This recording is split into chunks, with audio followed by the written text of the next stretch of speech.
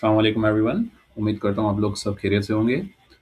आप लोगों के काफ़ी अच्छे रिस्पॉन्स के बाद आज हम एक नए आईपीओ पे वीडियो बना रहे हैं, जो कि है वहदत पोल्ट्री फार्म का। ये आईपीओ इस मंडे से जो है शुरू हो जाएगा बुक बिल्डिंग का प्रोसेस का, और फिर नेक्स्ट वीक जो है वो रिटेलर्स के लिए भी ये ओपन हो जाएगा सब्सक्रिप्शंस की। तो अब हम शुरू करते हैं हमेशा की तरह अपने एजेंडा से। तो आज का जो हमारा एजेंडा और कंटेंट है वो हम बिज़नेस के बारे में समझेंगे कि वेदर पोल्ट्री किस बिज़नेस में इन्वॉल्व है, उसका आईपीओ स्ट्रक्चर समझेंगे और उनकी ज़रूरत समझेंगे कि क्यों जो है आईपीओ कर रहे हैं। उसके बाद उसकी फाइनेंशियल एनालिसिस जिसमें रेवेन्यू ड्राइवर्स, कॉस्ट ड्राइवर्स आ जाएंगे, और बाकी जो उन्होंने परफॉर्मेंस दिखाई है वो किस तरह की है फाइनेंशियल पिछले 2021 से लेकर। फिर उसकी वैल्यूएशन एनालिसिस करेंगे कि ये फूड सेक्टर में आता है तो इसको किस तरह बुक रनर ने जो है वैल्यू किया है, और क्या वैल्यूएशन सही है, और आगे इसको किस तरह देखते हैं गोइंग फॉरवर्ड। उसके बाद जो ग्रीन फ्लैग्स होंगे, रेड फ्लैग्स होंगे, वो भी डिस्कस करेंगे। इन द एंड हम लोग इसके कंक्लूजन पे जाएंगे। तो अगर हम वैदिक पोल्ट्री के बिज़नेस की बात करें तो इनका बिज़नेस जो है वो है पैकेज्ड एग्स को सेल करना। अब पैकेज्ड एग्स जो हैं वो जिस तरह, मिसाल आप इस तरह समझ लें कि जिस तरह हमारे पास अगर मिल्क की बात करें तो एक लूज़ मिल्क होता है जो खुला दूध हमें मिलता है बाज़ार से, और उसी तरह एक होता है जो हमें एंग्रो के जो प्रोडक्ट्स हैं जैसे ऑलपर्स हो गया, जैसे नेस्ले हो गया, ये मिल्क पैक की फॉर्म में मिलता है, तो ये पैकेज्ड होता है। और जो खुला दूध होता है उसको लूज़ मिल्क मिल्क बोलते हैं। इसी तरह एग्स में भी जो है पहले हमेशा की तरह लूज़ एग्स ही होते हैं जो हम रिटेलर से हमेशा ले लेते हैं, जिसमें ये मैंने पिक्चर रखी हुई है। हम लोग कहीं भी जाते हैं इस तरह की जो है एग्स ले रहे होते हैं। लेकिन अगर आप मेगा स्टोर्स पे चले जाएँ जैसे जैसे इम्तियाज़, स्पार या केयरफॉर में, अब वहाँ पे जो है ट्रेंड चेंज हो रहा है। अब वो ट्रेंड चेंज होके वो आ रहा है पैकेज्ड एग्स की फॉर्म में। अच्छा, ये जो पैकेज्ड एग्स होते हैं, ये जो नॉर्मल एग्स हैं, उनसे हाइजीन में भी काफ़ी बेहतर होते हैं, और उनमें दूसरा फ़ायदा ये होता है कि ये ओमेगा 3 जो है, ये होते हैं एग्स, और ये ओमेगा 3 इस तरह के एग्स होते हैं कि ये हेल्थ के लिहाज़ से जो है, इनमें हार्ट डिज़ीज़ वगैरह और जो नॉर्मल बोन से रिलेटेड जो भी डिज़ीज़ वगैरह होती हैं, या इस तरह की जो भी डिज़ीज़ होती हैं, तो वो उसके लिए काफ़ी बेहतर होते हैं, ये जो ओमेगा 3 है। एग्स। और इसी तरह जो नॉर्मल इनकी जो हाइजीन होती है, जो जिस तरह से ये एग्स प्रोड्यूस होते हैं, वो डिपेंड करता है सारा आपके जो मुर्गियाँ हैं, जो अंडे होती हैं, उनकी क्वालिटी क्या है। अब वो क्वालिटी भी डिपेंड करती है कि उनकी फीड किस तरह से है। तो ये जो है समझ लें कि स्पेशलाइज़्ड एग्स होते हैं, जो कि वहदत पोल्ट्री जो है सेल कर रहा होता है। अच्छा, इसके बिज़नेस को देखें तो ये देखें vertically integrated layer poultry company है। अब इसको थोड़ा-सा समझिए, लेयर रीडिंग मैंने रखा है, ठीक है? अब होता क्या है कि जैसे ही फ्लॉक ऑफ बर्ड होता है, मतलब जैसे जो छोटे चूज़े होते हैं, अब ये वहाँ पोल्ट्री फार्म में जो होते हैं तो उनको उनके 2 तरह से उनका इस्तेमाल किया जाता है। या तो उनसे जो है अंडे बनाए जाते हैं, या तो उनसे जो है वो मीट बनाया जाता है, जो ब्रॉयलर मुर्गी हम लोग जो खाते हैं। अच्छा, दोनों की जो फिर जो फ़ीड की जो क्वांटिटी है, या फ़ीड की फ़ॉर्मूला जो होता है, वो बड़ा केयरफुली डिज़ाइन होता है। तो जिनमें एग्स जो हैं वो बनते हैं, तो उनकी रीडिंग, इन दोनों प्रोसेस को बोलते हैं रीडिंग, कि उनकी खाद उनकी खुराक किस तरह ले रहे हैं। तो जो एग की रीडिंग होती है उसे बोलते हैं लेयर रीडिंग, और ये एक बड़ा इंटेंसिव प्रोसेस होता है जिसको 16 से 18 हफ़्ते लगते हैं प्रोड्यूस होने में, क्योंकि इसमें जो मोटापे से या उसके मीट से हमें गर्ज़ नहीं होता। इसमें हमें उसको हेल्दी रख के और उसमें से एग्स, क्वालिटी एग्स प्रोड्यूस करने होते हैं, जो हाईली न्यूट्रिशनल होते हैं, हाई हाइजीन वाले होते हैं, जिनमें ये सारी डिजीज़ वगैरह, हार्ट डिजीज़ के लिए काफ़ी अच्छे होते हैं। इस तरह से कोलेस्ट्रॉल वगैरह को भी, कोई भी इस तरह के जो मसले मसाइल हैं, उनमें उनके लिए काफ़ी बेनिफिशियल होते हैं। अच्छा, अगर फिर ब्रॉयलर की बात करें तो उसमें समझ लें कि वो 5 से 7 हफ्तों का होता है। उसमें वो खुराक वगैरह का इतना केयर नहीं किया जाता। वो उनको कुछ भी दे दें तो वो बस ये पर्पज़ ये होता है कि जल्दी से खाएँ, इनका गोश्त बढ़े ताकि वो हम सेल करें। तो ये जो वेदर पोल्ट्री है, ये एक समझ लें स्पेशलाइज़्ड एग्स बनाते हैं। मतलब नॉर्मल एग्स में भी इतनी मेहनत नहीं होती जितनी कि स्पेशलाइज़्ड जो, या जो ओमेगा 3 जो एग्स होते हैं, वो बनते हैं। तो अभी तक इनकी बात करें तो इनके पास जो है 4,30,000 की इनके पास बर्ड की कैपेसिटी है, मतलब मुर्गियाँ हैं इनके पास। और ये जो इनके पास कैपेसिटी है, 4 लाख अंडे पर दिन के हिसाब से ये लोग बना रहे होते थे वेदर पोल्ट्री वाले। अच्छा, प्रीमियम है इनके अंडे, ये क्लास ये समझ लें ओमेगा 3 जिनके हेल्थ बेनिफिट्स आप खुद भी देख लीजिएगा, मैंने आपको बता दिए हैं। अच्छा, गोल्डन अंडे और ब्राउन अंडे भी होते हैं, ये होते हैं वो विटामिन के हिसाब से होते हैं। इनके अलग अलग कोई आई के लिए, आंखों के लिए अच्छे होते हैं। अच्छा, कुछ में कोई और बेनिफिट्स होते हैं, लेकिन अल्टीमेटली ये थोड़े से एक्सपेंसिव होते हैं इस वजह से, क्योंकि ये जो परिंदे होते हैं ये थोड़े से डिफरेंट ब्रीड के होते हैं, तो वो ऑलरेडी एक्सपेंसिव होते हैं, तो उनकी फीड भी एक्सपेंसिव होती है। तो इस हिसाब से ये अंडे भी जो प्रोड्यूस होते हैं वो मुख्तलिफ कलर के होते हैं और मुख्तलिफ इनकी कॉस्ट होती है, लेकिन बेनिफिशियल हैं। मतलब जो नॉर्मल अंडे होते हैं, हम जो लूज अंडे एग्स ले रहे होते हैं, उनसे काफ़ी बेनिफिशियल है हेल्थ और हाइजीन के पॉइंट ऑफ व्यू से। अच्छा, मैंने आपको कैपेसिटी बता दी, मैंने आपको इनका बिज़नेस बता दिया, उस बिज़नेस का बेनिफिट बता दिया। अब देखें कि इनका जो दूसरा एडवांटेज ये है कि अभी तक ये जो है, एक तो ये समझ लें कि इनके अपने 1500 आउटलेट्स बन चुके हैं। मतलब ये खुद डील कर रहे होते हैं, अपनी डिस्ट्रीब्यूशन है इनकी, किसी और पे रिलाय नहीं करते, ये काफ़ी इंपॉर्टेंट है। क्यों? क्योंकि ये इनकी शेल्फ लाइफ वगैरह होती है, तो ये खुद मेक श्योर करते हैं कि ये टूटे ना और हाइजीन को मेंटेन रखें, उनकी पैकेजिंग एज़ इट इज़ रहे। क्योंकि इसमें जो नीश है ना, वो इनकी यही है कि क्वालिटी को इंश्योर रखना और पैकेजिंग वगैरह इनमें भी कोई ना कोई भी वो ना हो कि मतलब ज़ाहिर सी बात है, अगर ये थर्ड पार्टी को देते हैं, किसी और को देते हैं, तो इसमें वो लोग इतना ख़्याल नहीं रखेंगे जितना कि ये खुद रखेंगे। तो that is a plus point कि इनकी डिस्ट्रीब्यूशन भी काफ़ी अपनी है। और इनकी अच्छी बात ये है कि इनके जो कस्टमर्स हैं वो इम्तियाज़, स्पार्क, केयर4, पैकेजेज़, ये बड़े-बड़े कस्टमर्स हैं इनके। तो जो भी वहाँ पे आप खुद देखें कि आवाम का या फ्लो कितना होता है, तो इनके पास जो स्पेशलिटी एग्स में जो है रिटेल का भी अच्छा, मतलब कस्टमर सेंट्रिक भी काफ़ी ये अच्छे हैं, कंसंट्रेशन बेहतर है, मतलब इसमें इतना कोई ख़ास रिस्क नहीं है।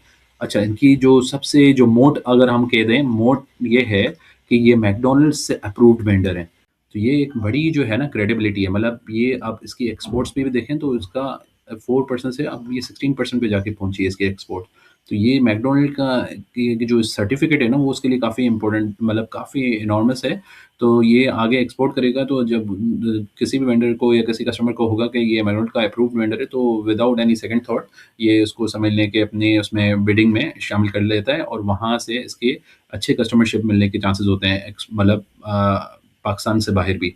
अच्छा, अब पाकिस्तान की अगर बात करें तो ये जो पैकेज्ड एग है वो ये जो लूज़ एग्स की जो मार्केट है, उसमें से सिर्फ़ 1.4 से 2% जो है ना, वो पैकेज्ड एग्स की मार्केट है। मतलब 98% अभी भी लूज़ एग्स ही मिल रहे होते हैं।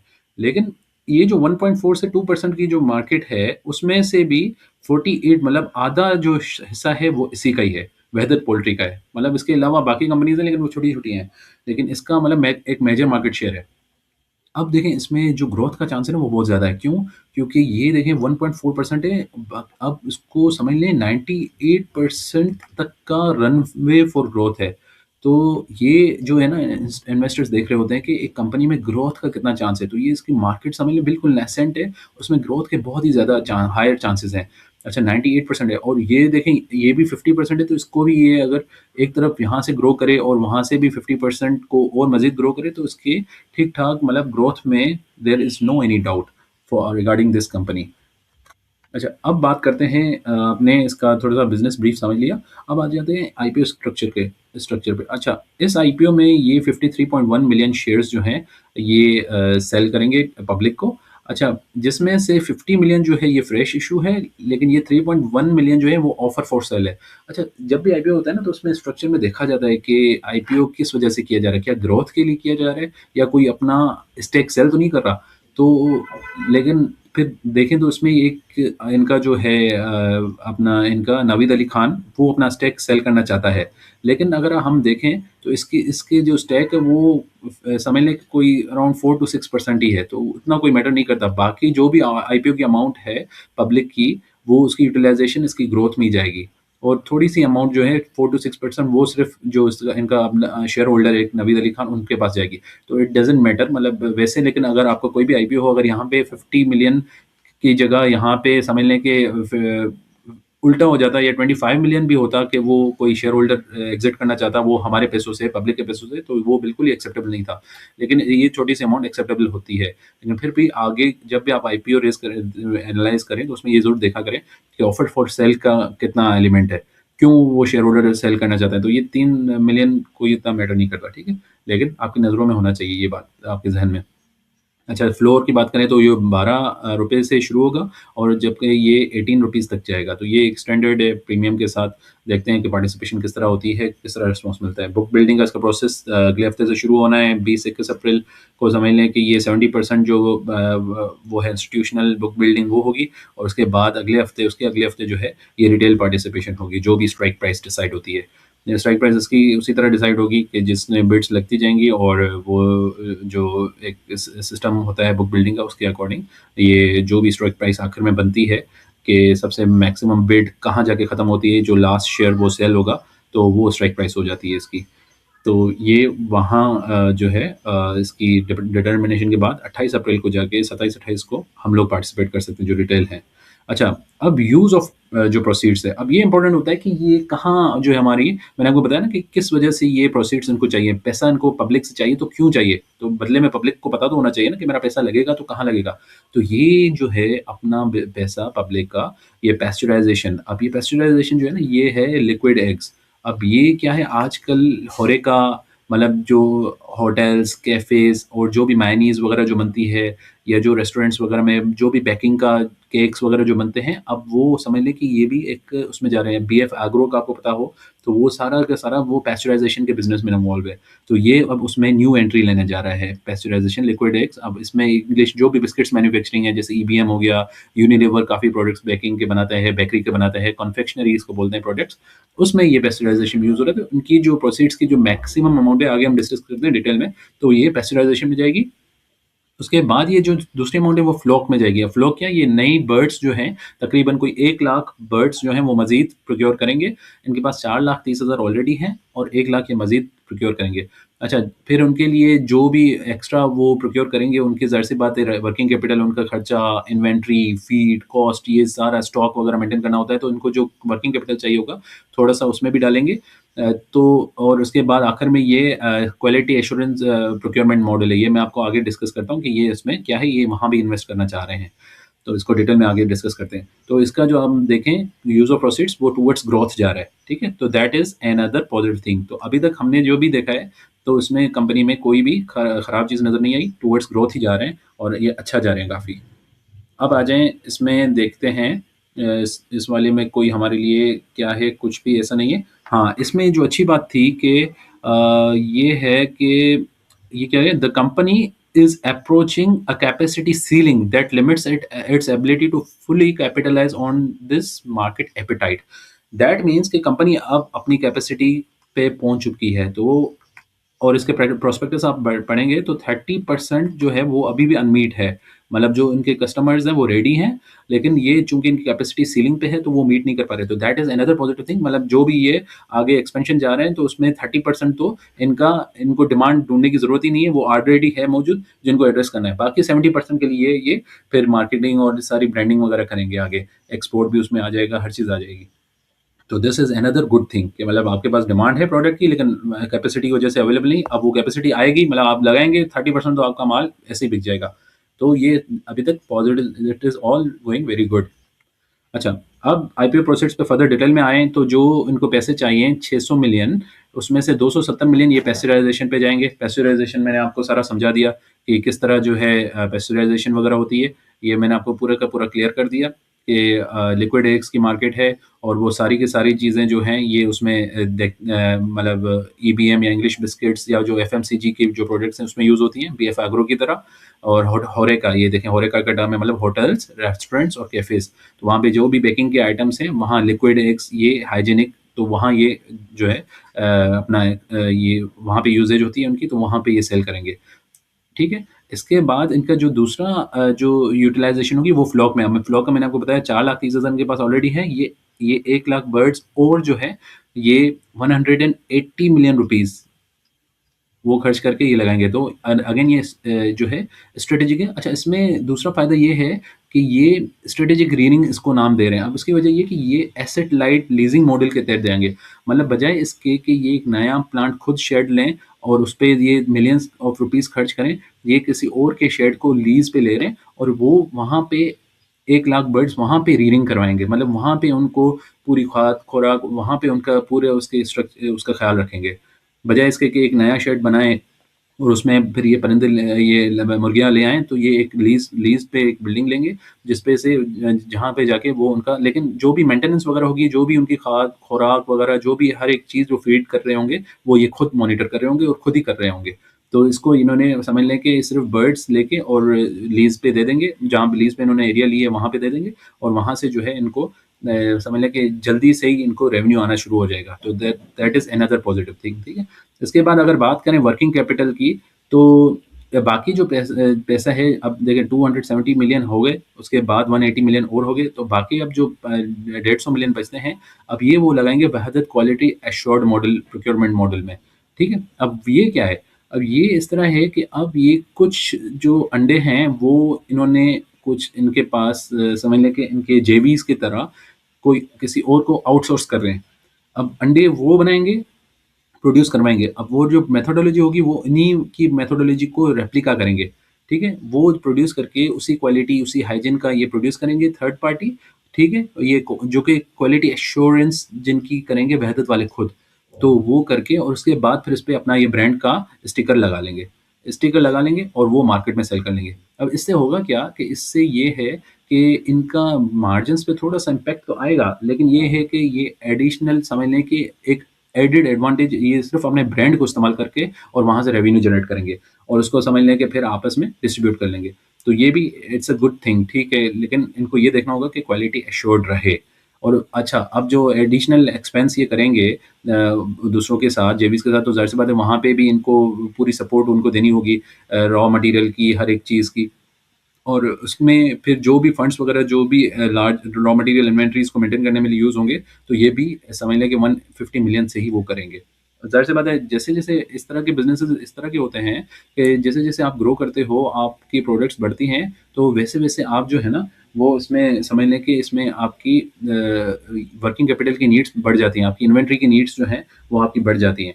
तो इस तरह जो है आप सारी चीज़ें मतलब देख के और डिसाइड करते हो। वैसे working capital is not a good thing, अगर इतना ज़्यादा रिसीवेबल्स जमा हो, लेकिन चूँकि आपको स्केल अप करना है, चूँकि आपको मार्केट को पेनिट्रेट करना है, आपके कॉम्पिटिटर्स हैं, तो उसमें अगर इस तरह का खर्च होता है, तो that is not red flag, ठीक है?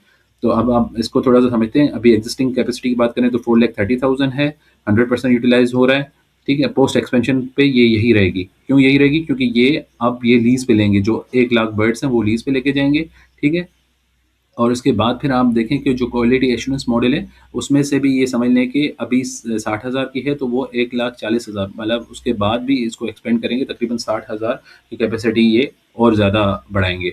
तो इस तरह से जो है आपका ये एक्सपेंशन के बाद का सीन होगा कि अभी जहाँ आपकी 4,90,000 तक की कैपेसिटी है इन टोटल, मतलब मिला के, फ्लॉक को मिला के, मतलब जो वहाँ जो उनके आउटसोर्स किए हुए हैं वो और उनके अपने, तो वो वहाँ से बढ़ के तकरीबन 6,70,000 हो जाएगी।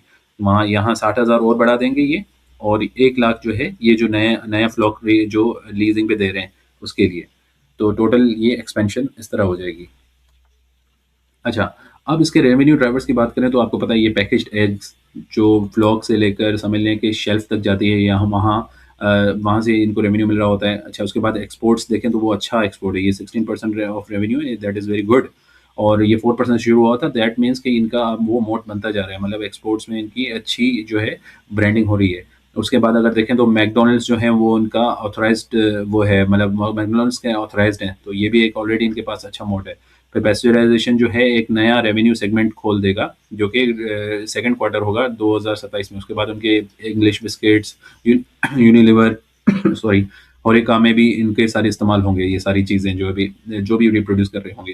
ठीक है? इसको फिर आप डिटेल में पढ़ लें, बिज़नेस मॉडल मैंने शेयर किया है, ये सारी चीज़ें, प्रोक्योरमेंट ऑफ बर्ड्स मैंने जो आपको बताया, फीड प्रोडक्शन इम्पोर्टेंट है, इसमें जो मेजर कॉस्ट है, अब रेवेन्यू तो मैंने आपको बताया, अब कॉस्ट की बात करें तो ये समझ लें कि मेजर जो उसकी कॉस्ट है वो है सोयाबीन और मेज़, और जो भी इनके जो भी ये उसकी जो फ़ीड होती है उसमें इस्तेमाल करते हैं, वो तकरीबन कोई 60 टू 70% ऑफ द कॉस्ट जो है ना, वहीं लग जाती है इनकी।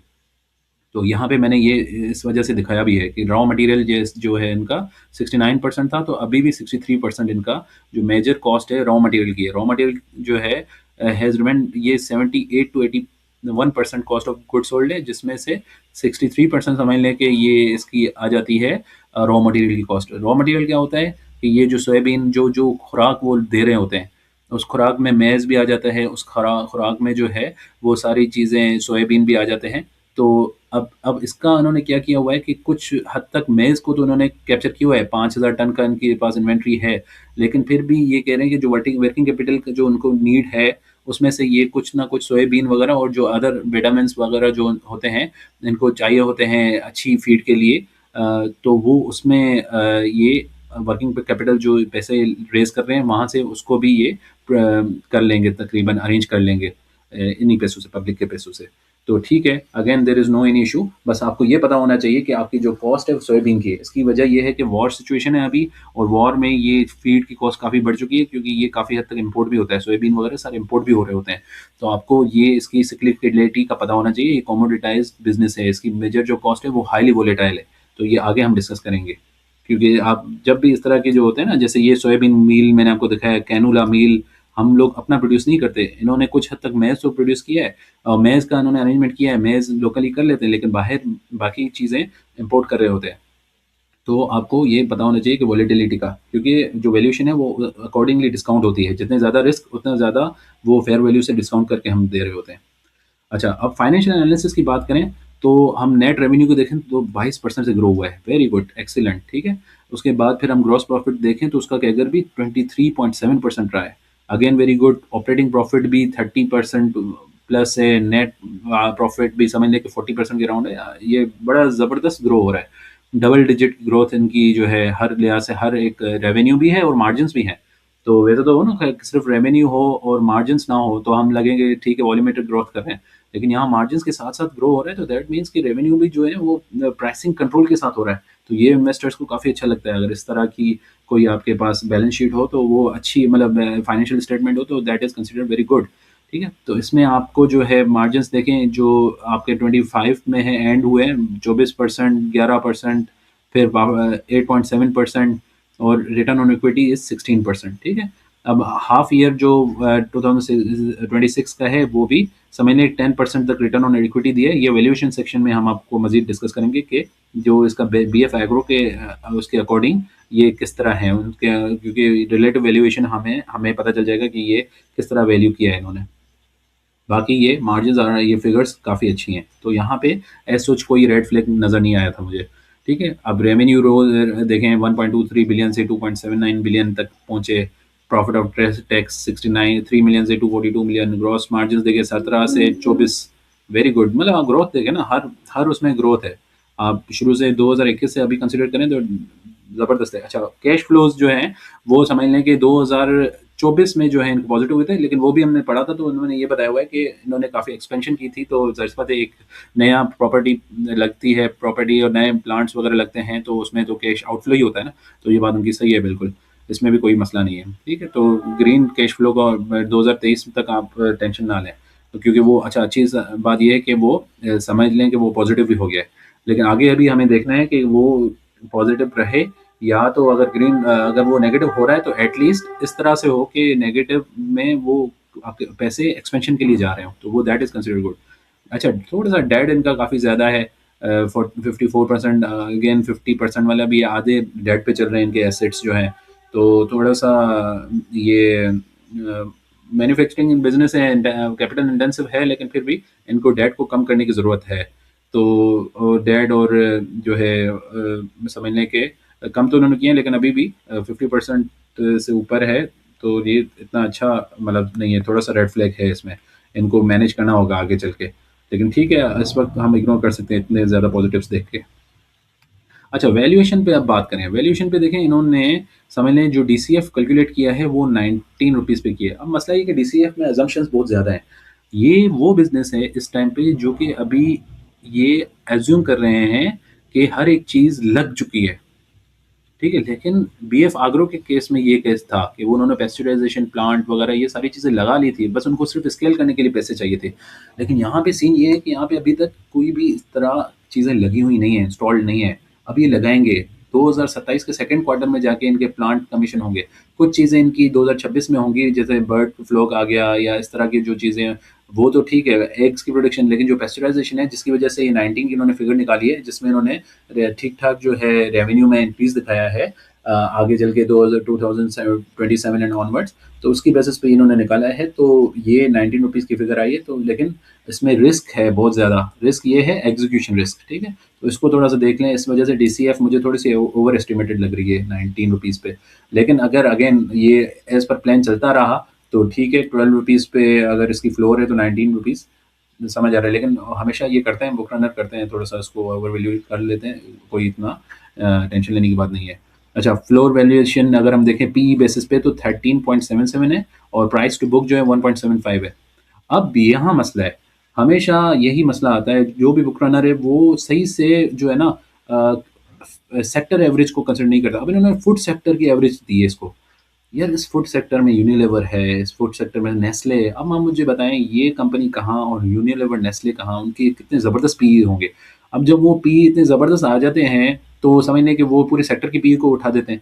तो इस वजह से आपको 23 को बिल्कुल भी कंसिडर नहीं करना इसमें, ठीक है। 23 का आपका कंसिडर करने का जवाब ही नहीं होता। इसका जो अगर रेलेवेंट पी चाहिए वो 13 से 15 के दरमियान है। ये क्यों, BF एग्रो का भी इसी रेंज में, और जो बाकी जो कंपनीज हैं FFL वगैरह वो भी इसी रेंज में। तो आपको समझ लें कि इसके हिसाब से करना है इसको। अच्छा, ये जो जस्टिफिकेशन उन्होंने जो भी दी ये आप उसको खुद ही पढ़ लीजिएगा। लेकिन आपको ये देखना है कि PE of 23 is not acceptable, ठीक है, नॉट एक्सेप्टेबल, हमें एक्सेप्टेबल नहीं है, हम पब्लिक हैं, we are not accepting this PE।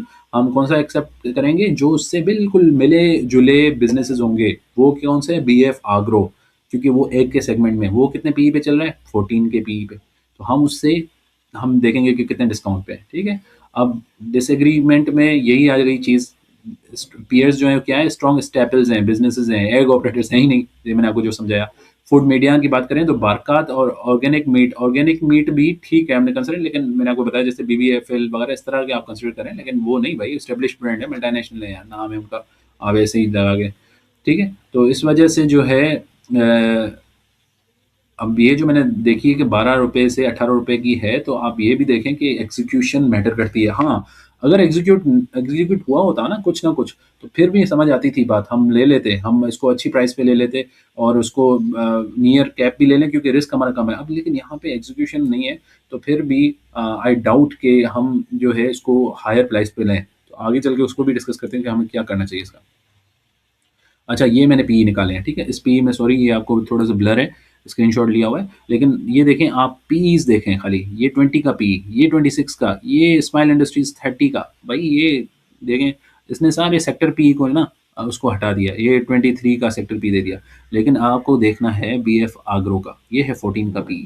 अच्छा, लेकिन ये आप देखें 27 मार्च की प्राइसेस हैं ये इसमें प्रोस्पेक्टस में, अभी देख लीजिएगा, वॉर की वजह से ये थोड़ा सा अंडर वैल्यूड भी था, अब ये आ गया 39 पे, आज जो मैं वीडियो बना रहा हूँ, तो 39 पे आया हुआ है। तो अभी इसका PE जो है वो रीजनेबल उस पे आ गया है। तो आप उस हिसाब से डिसाइड कीजिएगा कि आपको कौन सी प्राइस पे ये अच्छा है आगे जाने के लिए, ठीक है। अब BF एग्रो की मैं क्यों बात कर रहा हूँ, क्योंकि स्टेब्लिश्ड है, ये स्पेशलाइजेशन प्लांट ये बना चुका है, ये सेल भी कर रहा है, इसकी मार्केट स्टेब्लिश्ड है। जबकि वायदा जो है उसको भी बनाना है, अभी स्टेब्लिश करना है, एग्जीक्यूट करना है। ये सारे रिस्क होते हैं, जहाँ रिस्क आते हैं वहाँ डिस्काउंट हो जाती है प्राइस, वहाँ प्राइस जो है वो नियर टू DCF या नियर टू फेयर वैल्यू नहीं होती, ठीक है। तो ये बात आपकी समझने की है, ठीक है। तो इसमें अब आप थोड़ा सा और भी अगर हम देखें तो हम ROEs देखें तो 81%। अच्छा, इसका ROE भी देख लें, BF एग्रो का 21% है, जबकि हमारा जो है वहदत का मैंने देखा था ये है, हाँ, अराउंड तकरीबन ROE ये है 12%, तो 50% कम है, लेकिन ठीक है, कोई इतना मसला नहीं अभी, क्योंकि इसने एग्जीक्यूशन की नहीं ना। एग्जीक्यूशन करेगा तो उसका भी ROE बढ़ जाएगा, लेकिन उसके अकॉर्डिंग इन्होंने फिर बुक वैल्यू में एडेड है, या एडजस्टेड है, ये 1.75 की बुक वैल्यू है अपने प्राइस पे, और अगर हम उसकी देखें BF तो ये 3 पे, तो ये इसने 50% वहाँ पे एडजस्ट किया है। लेकिन जो PE है वो अभी 13.77 है इसका, लेकिन इसका 14.87 है 34 रुपीज़ के हवाले से लिहाज से। अब आज 39 है, तो आप देख लीजिएगा, तो डिस्काउंट यहाँ जो मिल रहा है ना, आप उसके हिसाब से डिसाइड कीजिएगा कि कितना PE का डिस्काउंट मिल रहा है, तो वो आपका समझ लो अपसाइड दे सकता है, इसको मार्जिन दे सकते हैं। लेकिन इस बार आपको मैं बताऊँ अच्छी बात क्या है, GDL जो गनी डायरीज था उसकी तरह, या ब्लू एक्स की तरह जो कंपैरिजन हो रहे थे, उसकी तरह समझ लें कि ये इन्होंने इतना ज़्यादा डिफरेंस नहीं रखा, तो ये अच्छी बात है। तो यही है कि आप जितना नॉलेजेबल हो जाते हैं, जितनी आवाम में अवेयरनेस आ जाती है, तो फिर बुक रनर भी काफ़ी अलर्ट हो जाते हैं। तो ये इस बार मतलब अट्रैक्टिव प्राइस है। मैं वैसे जो स्ट्रेट अवे नो बोल था ना कि भाई ये बहुत ज़्यादा महंगा लग रहा है GDL वगैरह, और आप खुद उनकी हालत भी देखें कि वो क्या हुई है। उनकी प्राइस जो है आज बिल्कुल डाउन है। तो लेकिन यहाँ पे मुझे उस लिहाज से काफ़ी कम्फ़र्ट नज़र आ रहा है क्योंकि इन्होंने अच्छी वैल्यूएशन की है, मतलब क्लोज़ टू पीयर की है और रिस्क मैंने आपको सारे बता दिए, बिज़नेस में ग्रोथ का पोटेंशियल वगैरह है। तो मतलब गुड, अगर आप लॉन्ग टर्म रख रहे हैं और उसकी स्टोरी पे बिलीव करते हैं, उसको ट्रैक ज़रूर कीजिएगा। ट्रैक ज़रूर करते रहिएगा तो काफ़ी आपको बेहतरीन इसमें होगी। अब देखें green flags mostly fresh capital growth IPO, ठीक है? अच्छा, रियल ऑपरेटिंग बिज़नेस है भाई, खाली वो नहीं है, अभी चल भी रहा है, मतलब उसकी अच्छी शेल्फ़ है, शेल्फ़ ब्रांडेड है, मतलब इम्तियाज़ वगैरह इन सब के, तो उसमें कोई शक नहीं है, ठीक है? प्रीमियम ब्रांडेड प्रोडक्ट है और अंडर पेनिट्रेटेड, मतलब उसको अभी पेनिट्रेट करना है, सेगमेंट में आना है। अब जैसे ग्रोथ बढ़ती जाएगी, आप खुद देखें इसमें रनवे कितना बताया था मैंने आपको, 98% का है इसमें पूरे में, और इसका मार्केट शेयर 50% भी कर लें, तो समझ लें 44% भी कैप्चर कर लें, तो बहुत ही ज़बरदस्त ये काम हो जाएगा इसका। मार्जिन इंप्रूवमेंट हमने देख ली, कैश फ्लो देख लिया, करानदाज करानदाज भी एक यूके का समझ लें एक एनजीओ है और वो ऐसे वैसे बिजनेसेस में इन्वेस्ट नहीं करता, इन्होंने भी कुछ ना कुछ जो है इन्वेस्ट किए, ये 22% के शेयर होल्डर्स हैं, तो इन्होंने सोच समझ के इन्वेस्ट किया हुआ है, तो दैट इज़ गुड। और ये अगर इनके आईपीओ प्रोसीड्स समझ लें फ्लोर से ऊपर चले जाते हैं प्रीमियम की तरफ, तो ये उसमें से और सब्सक्रिप्शन हो जाती है, तो उसमें से करानदाज का भी कुछ डेट ये कम करेंगे, तो डेट हमारा ऑलरेडी कम है, तो दैट इज़ ऑल्सो गुड कि मतलब ऑलरेडी ज़्यादा है तो वो भी कम हो जाए तो वो भी अच्छा कंसिडर किया जाएगा। लेकिन करानदाज की ब्रांडिंग होना, बैकिंग होना, ये बड़ी काफ़ी अच्छा ग्रीन फ्लैग है। रेड फ्लैग्स पे आ जाए, मैंने आपको रिस्क बताया, फीड कॉस्ट मैटर करती है। इनफैक्ट आज के दौर में भी मैज़ की, इनकी सोयाबीन की कॉस्ट ओवरशूट कर गई है सारी कमोडिटीज़ की, आपको पता है। फूड सिक्योरिटी रिस्क में आ जाती है वॉर की सिचुएशन में, और आजकल वॉर ऐसे हो रही है कि जैसे मतलब एक कॉमन ही समझ लें कि मामला चल रहा है, अब कोई फ़र्क ही नहीं पड़ता। मतलब कोई सेंसिटिविटी उतनी नहीं रही, पहले वॉर का जो डर रहता था अब तो वो भी मजाक बन चुका है। लेकिन इम्पैक्ट तो आता है ना, गरीब आवाम को इम्पैक्ट आता है, हम लोगों को इम्पैक्ट आता है, तो उसको आप देख लीजिएगा, वॉलेटाइल बिजनेस है, ठीक है, इसके और वॉलेटाइल इसकी पूरी को डिपेंड करती है। ओके, वर्किंग कैपिटल, यार ये समझ लें कि वो है इस तरह के बिजनेसेस में होता है, आपको स्केल अप करना है तो आपको चाहिए होगा वर्किंग कैपिटल, इसके बगैर गुजारा नहीं है।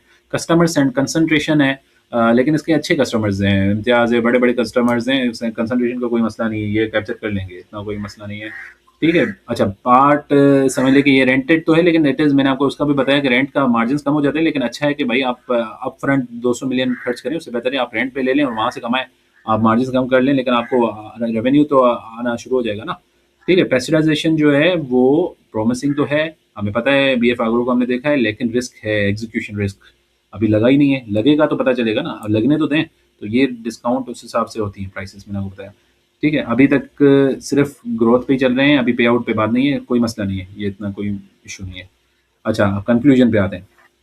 अच्छा, काफ़ी लोग इस वजह से भी लेंगे कि बीएफ एग्रो ने बिल्कुल 144% गेन दिए थे in no time since IPO value से लेकर वहाँ तक, लेकिन वो देखें, मैंने आपको बताया वहाँ एग्जीक्यूशन रिस्क नहीं था, वहाँ स्केल अप करना था, वहाँ हर एक चीज़ जो है मौजूद थी।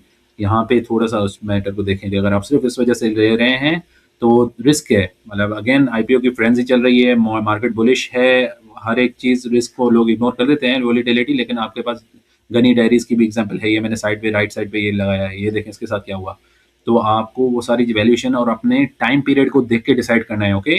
आपको देखना है कि भाई मैं 3 सालों के लिए ले रहा हूँ, गुड, आप उसको फॉलो करते जाएं, कहीं भी मसला लगे, कोई टाइम लाइन मीट नहीं हो रही, आप निकल आए, आप उनको क्लेम कर सकते हैं, आप प्रोटेक्टेड रहेंगे, ठीक है। लेकिन आपको ये सारे फैक्टर्स देखने हैं, अगर आपको पोटेंशियल नज़र आ रहा है, रिस्क है, आपने अच्छी प्राइस लॉक इन कर दी है, तो वो तो ज़बरदस्त हो जाएगा, ठीक है। तो आपको ये सारी चीज़ें देखनी है, बीएफ एग्रो की परफॉर्मेंस भी देखिए आपने, जी डील में मैं इस वजह से मैंने डाला है कि एग्जीक्यूशन रिस्क वगैरह सारे मैंने आपको डिफाइन कर दिए हैं। अब ये सारा का सारा आपको वॉर सिचुएशन भी मॉनिटर करनी है, मैं क्यों, क्योंकि आपको 63% ऑफ द कॉस्ट डिपेंड इस पे करती है, तो मार्जिन श्रिंक हो जाएंगे। तो ये सारी चीज़ें इस तरह भी हैं कि देखें, आईपीओ में आप इन्वेस्ट तो करते हैं, लेकिन उसके बाद भी तो प्राइसेस आ जाती हैं ना आपके पास। अब जिसने जीडीएल में इन्वेस्ट किया वो अभी फंसा हुआ है, तो अभी लेकिन आपके पास अपॉर्चुनिटी है रेगुलर मार्केट में इन्वेस्ट करने की। तो लेकिन अगर आप चाहते हैं फ्रेंजी और बीएफ एग्रो, अगेन हो सकता है, सिर्फ अल्लाह ताला की पाक ज़ात को पता है कि आगे क्या होगा, लेकिन हम एजम्पशंस पे चलते हैं तो कुछ भी हो सकता है। लेकिन आपको अपने रिस्क का पता होना चाहिए कि यार जहाँ मैं इन्वेस्ट कर रहा हूँ रिस्क क्या है, और क्या मैं सट्टा खेल रहा हूँ या क्या मैं बिजनेस में इन्वेस्ट कर रहा हूँ। ये सारी चीज़ें आपके बिहेवियर की आती हैं, तो इसको सोच समझ के जो है ना डिसाइड करके करें। मेरा कंक्लूजन मुझसे पूछें तो बिजनेस में ग्रोथ नो डाउट है, अगर ऑन ट्रैक चलता है तो इसमें ग्रोथ आएगी, इसकी प्राइस भी जो है उसमें रिफ्लेक्ट होगी। लेकिन मेरा कहना ये भी है कि अगर मैं इसलिए लूँ कि मैं बस 2-3 हफ्तों में निकाल लूँ 10-20% तो वो अगेन डिपेंड्स कि अल्लाह की ज़ात को पता कि 20% आपको मिलेंगे, मिल भी सकते हैं, 100% मिल सकते हैं, मार्केट जिस तरह चल रही है और ये बीएफ एग्रो का एक इम्पेटस मैंने लिखा है, इम्प्रेशन बना हुआ है। लेकिन अगेन ये भी है कि जीडीएल वाला सीन भी हो सकता है, ट्रैप भी हो सकते हैं आप। तो सोच समझ के अपने हिसाब से अगर लॉन्ग टर्म होराइज़न है तो आपके लिए ये सेफ बेट है। क्योंकि वो अल्टीमेटली कैचअप करेगा जैसे-जैसे ग्रो होगा, मार्केट है, ग्रोथ है, सारी चीज़ हमने लिखी। लेकिन शॉर्ट टर्म सट्टा खेलना है, तो उस पे मेरा कोई कमेंट नहीं है। उस पे आप अपने रिस्क पे आपका पैसा है, आपने हलाल से कमाया है, मैं उस पे कोई कमेंट नहीं कर सकता। ठीक है? मुझे उम्मीद है आपको ये आईपीओ की वीडियो काफ़ी पसंद आई होगी और उसको मुझे ज़रूर उस पे फीडबैक ज़रूर दीजिएगा। कोई इम्प्रूवमेंट की गुंजाइश हो तो वो भी दीजिएगा। कोई इस तरह का कमेंट या मैंने कोई चीज़ मिस कर दी हो तो वो भी मुझे ज़रूर बताइएगा। मैं आपको अभी नहीं तो कमेंट्स में या बाद में फ़ॉलो थ्रू उसमें वीडियो में भी कवर कर सकता हूँ उसको। चलें, थैंक यू सो मच। बहुत-बहुत शुक्रिया आपका। कोई भी क्वेश्चन हो आप वो भी कर सकते हैं।